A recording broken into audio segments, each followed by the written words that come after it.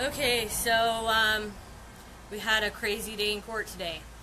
I'm going to kind of go through as things progressed. We started out the day with the lawyers and the prosecution getting together and arguing over what Facebook information is going to come through. I would say that this probably went on, we didn't get the jury in the courtroom possibly close to 11 o'clock. So they enter one that has a picture of a shirt claiming that Stephen Stewart's wearing an Idaho 3% shirt because it has a flag on the sleeve. That's all they can see. Every grunt-style shirt has a flag on the sleeve. So to say that he is wearing a 3% shirt just based on his sleeve, Stephen Stewart was not a member of the 3% of Idaho and didn't go to any of their operations, so he was trying to object to that. They let it go in anyways. They're talking about co-conspirator statements. They're responsible for each other's illegal actions. They're talking about a picture of the three of them. They say training in the desert. Going out and shooting targets with your friends is not illegal.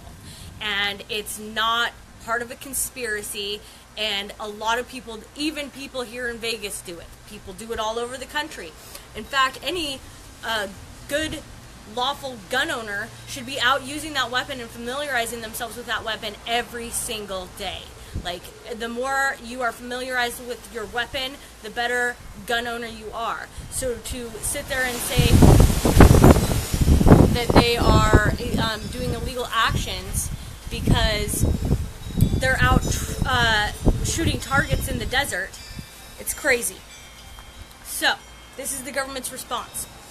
The date of the conspiracy goes through the date of their arrest. The conspiracy goes to protecting the land around the Bundy Ranch up and until their arrest. She claims that Eric Stephen Scott going to the mines and burns, that is a continuance of the conspiracy because they are recruiting, bragging, and continuing to ward off BLM. The defense lawyers are saying, well, none of these mines, the 3% of Idaho, none of that goes to the conspiracy. From day one, they have said the conspiracy was to extort cattle and prevent BLM agents from executing their court orders. So here they're changing the conspiracy. They're saying that this is all part of the conspiracy, ongoing conspiracy, because they never opted out of that conspiracy. Even today, they're part of the conspiracy because they still refuse to opt out of that conspiracy, even though the court is about the cattle, extorting the cattle, and stopping the BLM officers from executing that court order. Has nothing to do with the mines, has nothing to do with Idaho 3%. They bring in evidence, Sugar Pine Mine. This is all outside the jury. We're going through all of this to see, what's going to be allowed in and what's not. Well, guess what? Everything the government wants is allowed in. There's some redactions. They're even arguing about booking photos. Now, the reason that they put Ricky Loveland's booking photos in is because the FBI agent that arrested him could not identify him in the courtroom. They are not supposed to put booking photos in as evidence because it goes to show the guilt of these individuals before they are found guilty. It biases the jury seeing them in those orange jumpsuits. They want to do this for Eric Parker, Stephen Stewart, and Scott Drexler just to show tattoos. But it's not to show tattoos because Eric has shown his tattoo in the courtroom, so is Scott Drexler. It is purely to get pictures of them in handcuffs in orange jumpsuits. Not to mention the photo of Eric, because he has extensive tattoos. He is naked from the waist up, and it is very demeaning. It's a demeaning picture, and they want to show that in the courtroom. This is unbelievable. So, then we go into the jury questions for the gun specialist. They bring up the fact that Stephen Stewart's gun wouldn't be able to shoot as far. His sights were broken. So a lot of the questions were just about weapons. The government redirect. One of the questions were if you could tell the gun was loaded or not. He said, government redirect. You couldn't tell if the gun was loaded, but could you tell if it was unloaded? And then he brought up the bolt was closed, so that means the firing pin, so it wasn't a ready action. And that the post was intact for the sight on the gun, and he doesn't know if it was broken on the 12th or not. And then they recall up Special Agent Sarah Draper. So with Sarah Draper, they're going through all the Facebook posts. Now, mind you, I would say probably a handful of Facebook posts are from the 12th or before the 12th. And the Facebook posts they're entering, a lot of them are all after the fact and have nothing to do with it. There's a picture of Eric on the bridge in a crouch position. It's a meme. It came from Blaine Cooper. He shared it. Zach Sander asked him what kind of gun it is. He says a Sega 223. That's being entered as evidence. What does that show? Absolutely nothing. What they are trying to do is cause character defamation on these people. They want the jury to hate them. So they're bringing in every bad post that they possibly can to misquote it on the stand. These guys are going to have to take the stand just to put their Facebook quote back in context. The judge then asks about who Blaine Cooper was and if he was in the bridge or the wash. None of these guys even knew Blaine Cooper the day of the 12th. I think they met him way after the fact, so they're setting this up, the whole Blaine Cooper thing. They're arguing another piece. The judge goes to answer an objection. There's an objection made. Another Viking poem or prayer. It's another meme with a picture of Drexler with the Viking poem on it. And the judge goes to answer the objection, then stops herself. Because she's like, oh, maybe I shouldn't be answering the objections for the prosecution, and then has them answer the objection. This goes to show her bias, and when somebody in our federal government gets down here to watch the videotapes, check the transcripts, and send this judge to jail. She needs to be prosecuted for her actions here. Let's see. Then we go into the operation in Oregon in 2015. And this is Sarah Draper's actual direct testimony. The dispute was between miners and the BLM. The dispute had to deal with surface rights. There was an administrative process going on. The miners had put in an appeal on something, and the BLM had sent miners requests, or the BLM on something the BLM had sent them. The miners requested help from the militias, and they conducted armed patrols of the area. Operation Gold Rush is what they're saying, and they show pictures of individuals. They're bringing up they're wearing camo, and oh dear, they have a picture with their middle fingers. Then they bring up the people who went to the Bundy Ranch also went to Operation Gold Rush. Mr. Parker, Mr. Drexler, and they were conducting armed patrols, security operations. Then it was objected to, how does she know this? It goes back to their laying foundation. There's lots of objections. She's trying to inject things that she's know only from pictures on Facebook, and she's saying that she knows what they're doing. Most of the stuff they're bringing up on Eric is shared links to articles. So if you share a news article, and that news isn't fake news, and it's telling real information, you're a conspirator. Then we have another piece of evidence coming in. Every comment on Facebook is coming in under the rule, the unindicted co-conspirator statement. They can just throw that around, and anyone can be called an unindicted co-conspirator. I am an unindicted co-conspirator, and I never left Idaho on the 12th. I was not in Nevada at any time that month, and they're calling me an unindicted co-conspirator in court. Of course, this was the last trial. They haven't done that this trial. Lots of talk about Blaine Cooper today. We saw lots of pictures, memes, posts from Blaine Cooper, a video from the White Hope mine. Of course, they're not going to show the interview with the miner because that would give the people an idea of what the federal government was doing to that miner. No, they're only going to show the first 1 minute that shows Blaine Cooper with Eric and Scott Drexler standing by them. Then they talk about Skylar Barbeau. The fact that he was at one of the mines, he was at Bundy Ranch.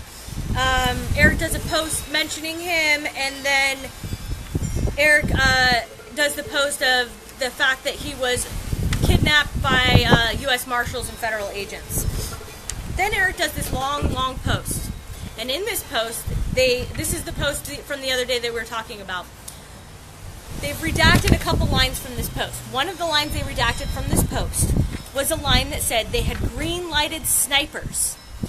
Speaking of to why he got down, is they green-lighted the snipers and he was in their crosshairs, and that's why he got down on the bridge. They also omitted one other word, and it was the Millers.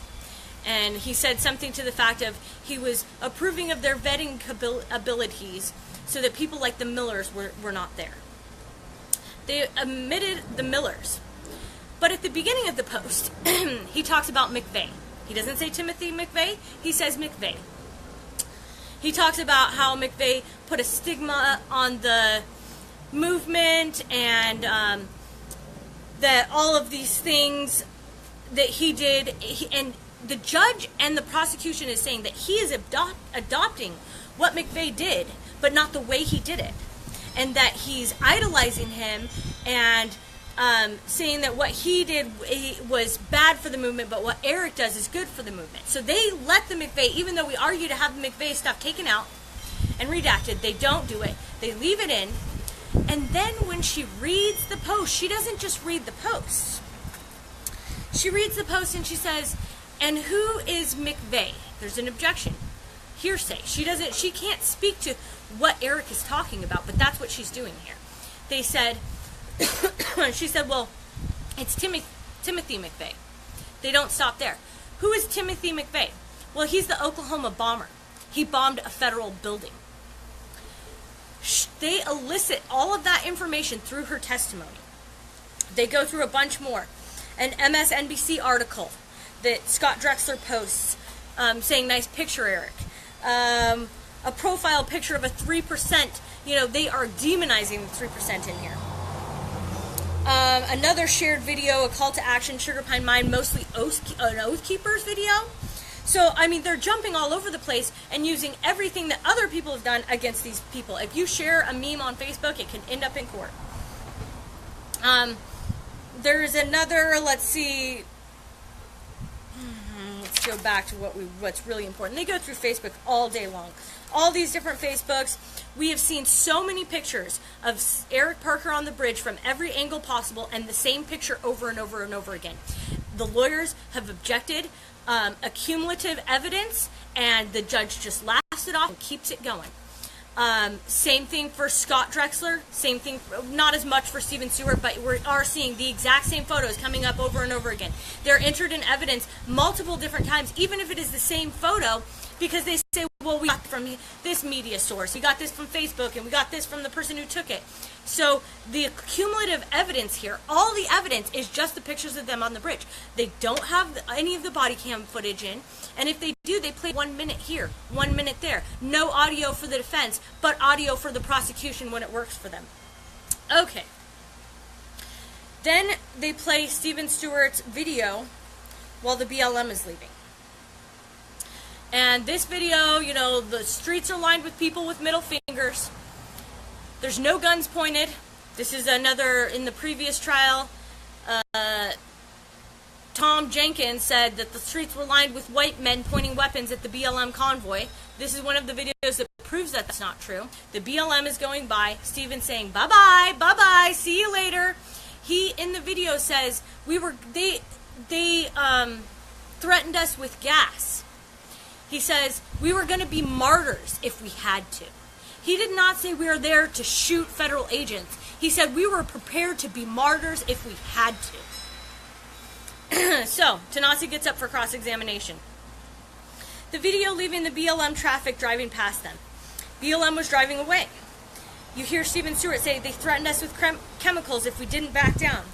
But we pushed forward. They were going to be martyrs if they wanted us to. He then asked Sarah Draper, "You're trained to identify threats or identify violence." And he goes to ask the question, was what Steven Stewart was doing a threat? There was an objection. This goes to a legal conclusion. They immediately have a sidebar. The judge, not even a week ago or weeks ago, let the prosecution get a legal conclusion from one of their witnesses. The judge says this is an officer of the law and he can comment on the law. Now, as an FBI agent, another officer of the law cannot comment on the law because it's for the defense, and the answer is going to be good. What we have here is a biased judge that needs to recuse herself from this trial. We need to get a fair trial where we are allowed to present our defense.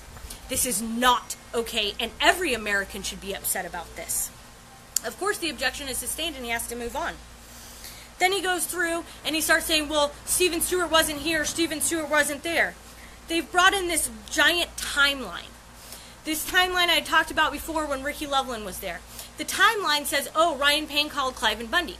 Ryan Payne called Cliven himself. It doesn't say that those phone calls were 37 seconds, so that it was a call that no one answered. But they're putting it all on a timeline. Ricky posts something on Facebook. Ryan, for 4 days, it's the first day, second day, third day, fourth day. I think we start at the 8th, and they're going through all of these posts. Nowhere in any of these posts are Eric, Steve, or Scott until the very last day or the very last 2 days. It's the very last day. They have little states with names and where they're moving to bring everyone to this conspiracy. So what they're doing is they've actually have evidence, but they are taking bits and pieces of it, putting it into a timeline and leaving out information that is they're trying to mislead this jury. 30-second phone call, that should be on there. What does Ryan Payne and what he's doing have anything to do with these defendants? Leventhal. After we get through this, oh no, let me bring up one more. At the end, Tanasi says to Sarah Draper, so there's a post of Stephen Stewart, and he's saying that someone showed him a scope. It's bad grammar. It's one of these posts where you really can't understand what he's trying to say. He was up for a long time. It's happening the day of the ranch. What he is trying to say is that a person gave him binoculars to show him that they had snipers up there and they were in the crosshairs. He did not portray that very well on Facebook, and she is saying that he was the one with the binoculars. She's trying to put it in as something completely different. Then she's also met with the U.S. Attorney's Office 9 to 10 times. That's because they really all got together and conspired to find a way to get these guys arrested. While the sidebar's going on, federal agents that sit behind the bar, so that means the prosecution is there, there's a little bench back here, and they're all sitting there like part of the prosecution team.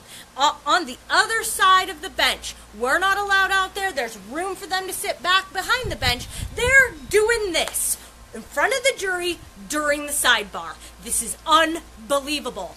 We can't even barely talk to each other. We can't chew gum. We can't have candy. All of the jury gets candy passed out. The FBI prosecuting lady that sits up there gets to chew bubble gum and pop bubbles all day during court. So Leventhal, after the jury's gone and the witness is gone, Leventhal gets up. He says the prosecution elicited testimony from Sarah Draper about Timothy McVeigh. If they had just read the post, some people might not have gotten the McVeigh issue. But because they were like, who's McVeigh? Who is that? Well, Timothy McVeigh. And who is Timothy McVeigh? Oh, the Oklahoma bomber. Oh, the one that bombed the Oklahoma building. Why does that have anything to do with these defendants? They are using defamation of character to get these guys arrested. They are trying to use jury nullification here, people. They are saying we're trying to use jury nullification, but they're the ones trying to use jury nullification. Inside the courtroom, there are two set of rules. One set of rules for the court people that are watching, the supporters, and another completely for all the FBI agents and the people on the other side. It's ridiculous. There is something wrong, and someone needs to stand up and do something about it. So, Leventhal, he motions for a mistrial. He says, what has gone on here is so outlandish that the jury's already been tainted by this information. We need a mistrial, or at the very least, a limiting instruction. They said, well, we already did that, and it's just for Parker, because they're really trying to do that. The judge is kind of backed into a corner here. The prosecution is saying, oh, no, we didn't do that, blah, you know. And the judge is kind of backed into a corner, so she wants off that bench immediately.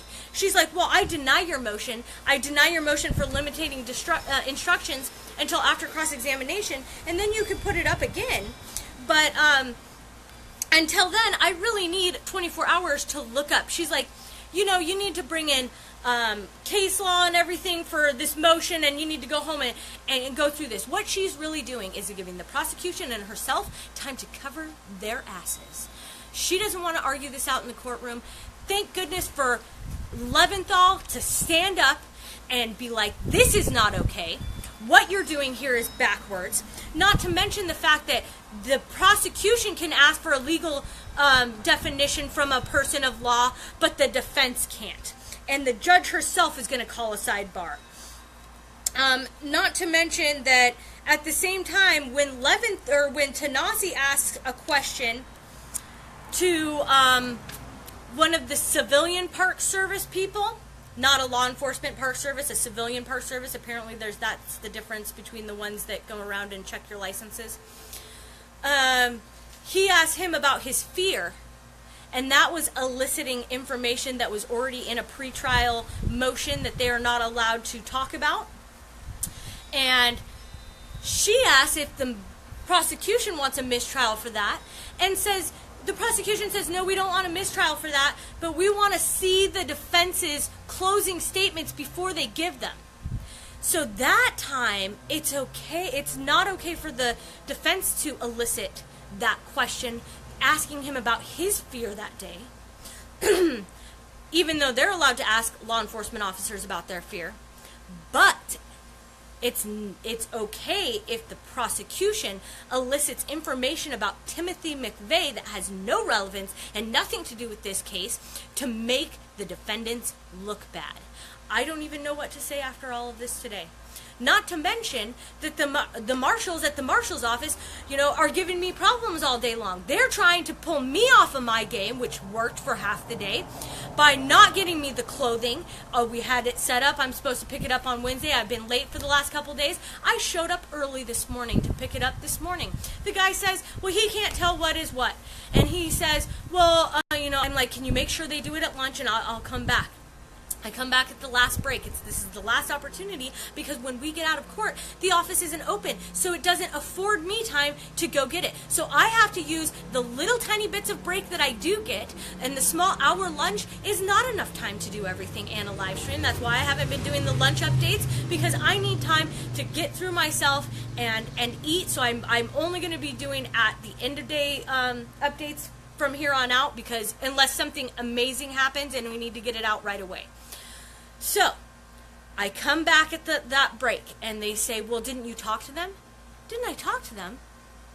Are you kidding me? I was told if I mention a word, if I even look or mouth something to those defendants, I will be kicked out of court for the entire trial. Not a day, not a little bit of time. So I say that right to the marshal. Talk to them? Well, exactly when am I supposed to be able to talk to them and tell them to put that was what you were supposed to do at lunch. That's what you said you were going to do. So once again, I go back into the courtroom, flustered, wasting my entire break. Yes, I'm a smoker. I need to go have my cigarette. So yes, I need my 10-minute break to go downstairs and have my cigarette. They are trying to kick us off our game here. And then in the courtroom, FBI agents, and let me bring it up to you. The jury sits here. The prosecution's bench is here, and then the extra people sit there on this side of the bench. So they're sitting there. The jury's all right there, and they're doing this. We got them. Yeah. They might as well be doing high fives and belly bumps in front of the jury, and the marshals do nothing. Do you know why they do nothing? Because they're all staring at us. They're all making sure that none of us smile at my husband or any of the other defendants. That none of us are saying something too loudly or acting inappropriately, while the FBI and all of the marshals on the other side are doing exactly that. Where is our fair trial? Where are the good people in government? Because I'm beginning to believe that there is none left. President Trump, where are you? You say, oh, Jeff Sessions, he commends the prosecution on them and what they're doing here. Ryan Zinke, yeah, he wants to keep the land. He wants to pull all the miners, the farmers, the people off the land. Why do they want it? Because the land makes them money. It's not this, the money doesn't go to the state. The money goes to the federal government. That's what's going on here, people. That's the problem that we have with this government. We are not lawless people. We want them to be lawful.